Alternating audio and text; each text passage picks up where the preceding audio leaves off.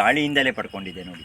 ಹಿಂಗೆ ಪಡ್ಕೊಳೋದ್ರಿಂದ ಇಷ್ಟು ಹಸಿರಿದೆ. ನೀವೇನಾನ ಕೃತಕವಾಗಿ ಈ ಥರ ಹಸಿರು ಬರ್ಸೋಕ್ಕೆ ಭೂಮಿಯಿಂದ ಯೂರಿಯಾ ಹಾಕಿ ಮಾಡಿರಿ, ಇದಕ್ಕೆ ರೋಗ ಅಟ್ಯಾಕ್ ಆಗಿಬಿಡುತ್ತೆ ನೋಡಿ. ಇದಕ್ಕೆ ರೋಗ ಅಷ್ಟಾಗಿ ಅಟ್ಯಾಕ್ ಹಾಕಲ್ಲ, ಕೀಟ ಅಟ್ಯಾಕ್ ಆಗುತ್ತೆ. ಕೀಟ ಅಟ್ಯಾಕ್ ನೋಡ್ಕೋಬೇಕು. ಕೀಟನೇ ರೋಗನ ಸ್ಪ್ರೆಡ್ ಮಾಡೋಂಗಿರೋದು ನೋಡಿ. ಹೂವು ಬರೋಕ್ಕೊಂದು ಸ್ಪ್ರೇ ಹೊಡಿತಾರೆ, ಎಲೆ ಇರೋಕೊಂದು ಹೊಡಿತಾರೆ. ಇದು ನೇರವಾಗಿ ಗಾಳಿಯಿಂದಲೇ ಬಂದಿರೋದ್ರಿಂದ ಸಾರಜನಕ ಅಲ್ಲೇ ಇರುತ್ತೆ. ಅದನ್ನು ತಂದು ಎಲೆ ಮ್ಯಾಗ ಬೀಳೋದ್ರಿಂದ ನೇರವಾಗಿ ಅಲ್ಪ ಸ್ವಲ್ಪ ಉಳಿದಿರೋ ಸಾರಜನಕನ ಎಲೆ ಬೆಳ್ಕೊಂಡು. ಅದಕ್ಕೆ ನೋಡ್ರಿ ಹೆಂಗೆ ಗ್ರೀನಿಶ್ ಆಗಿ ಇರೋದೆಲ್ಲ ಅಂತ. ಹೆಸರು ಎಲೆ ಇಷ್ಟು ಹಸಿರುವಾಗಿರೋಕ್ಕೆ ಗಾಳಿಯಿಂದ ಯೂರಿಯಾ ಪಡ್ಕೊಂಡಿದ್ದಾವೆ.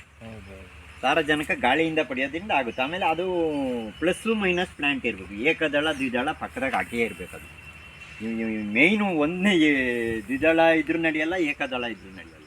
ಅದಕ್ಕೆ ಇವಾಗ ಅಕಡಿ ಸಾಲ ಅಕಡಿ ಅಂತ ಹಾಕೋರು. 3-4 ಸಾಲ ರಾಗಿಗೆ ಒಂದು ಸಾಲ ಅಕಡಿ ಹಾಕೋರು. ಆಮೇಲೆ 10ಕ್ಕೆ ಮಾಡ್ಕೊಂಡ್ರು, ಆಮೇಲೆ 15ಕ್ಕೆ ಮಾಡ್ಕೊಂಡ್ರು, ಆಮೇಲೆ ಅದನ್ನ ಮಾಯನೇ ಆಗೋದು. ಅದು ಮಾಯ ಆಗಿದ್ದಕ್ಕೆ ಕಾರಣ ಯಂತ್ರೋಪಕರಣಗಳು.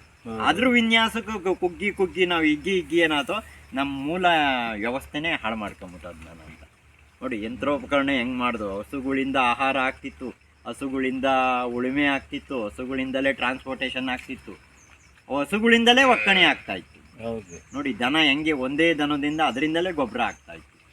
ನಮ್ಮ ಟ್ಯಾಕ್ಟ್ರಿಂದ ಎಲ್ಲ ಕೆಲಸ ಆಗ್ತಿದೆ, ಅದರಿಂದ ಬೈ ಪ್ರಾಡಕ್ಟ್ ಇಲ್ಲ. ಟ್ಯಾಕ್ಟ್ರಿಂದ ಯಾವುದೇ ಉತ್ಪನ್ನ ಬರಲ್ಲ. ಅದರಲ್ಲಿ ಬರೋದು ಏಕೈಕ ಉತ್ಪನ್ನ ಅಂದರೆ ಕಾರ್ಬನ್ ಡೈಆಕ್ಸೈಡ್.